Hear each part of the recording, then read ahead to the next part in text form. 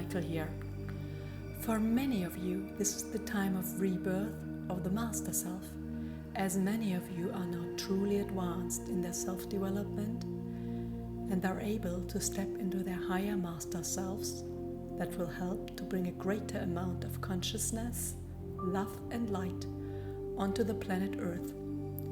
These are times where many highly developed and enlightened souls have volunteered to incarnate on Mother Earth.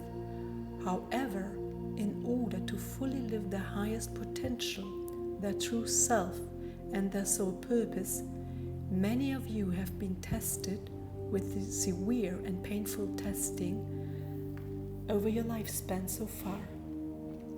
You must acknowledge that there is no punishment in these testings, as all of you have agreed before incarnation to walk their chosen path, and this path is unfolding in front of each of you.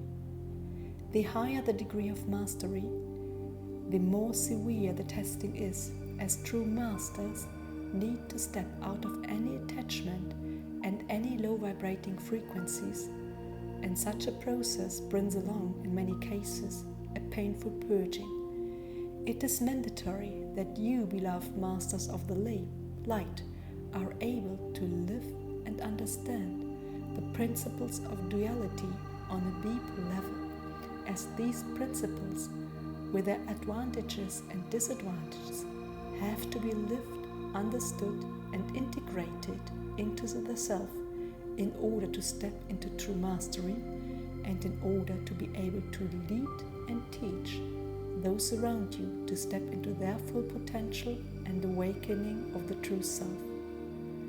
Most of you humans have a totally wrong understanding of the self, based on conditional love from their environment from early childhood, many wrong beliefs and self-sabotaging behavior that have been learned throughout life, and such must be released. As in many of our beloved masters of the light, the ego is a strong antipode to their beautiful true soul calling and self. Such a purging, frequently, especially during the initiation phase, is considered as painful and harsh. But it is not if you are willing to see clearly and detach without emotion from what does not longer serve you and from what has outlived. Such a detachment needs a profound initiation into true self-love. True love of the self is the key to detachment and soul growth, as unconditional love of the self will support you and your soul path in the best possible way. If you are truly able to love and accept yourself, you will be fully immersed to higher guidance and the voice of your heart and your soul, as you are able to recognize your truth and higher truth with love and through love. Loving the self and bringing your actions in alignment with higher truth will never create lasting chaos or lasting pain, as unconditional love for the self irradiates through every cell of your being and brings all of your words and actions with those around you in beautiful alignment, and enables you and others to detach with love from what is no longer in alignment with such a state of higher truth.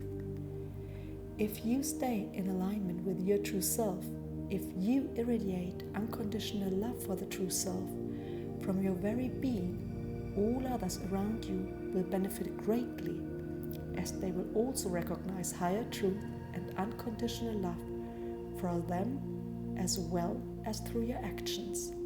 This is the path of mastery, as most humans are right now not fully in the vibrancy of unconditional divine love, as you usually trade love against other things and hide yourself and your true wishes behind the mask of the ego that constantly tries to take control based on fear, shadow self, and misleading thought forms and old beliefs that in most cases do not serve you and your higher truth.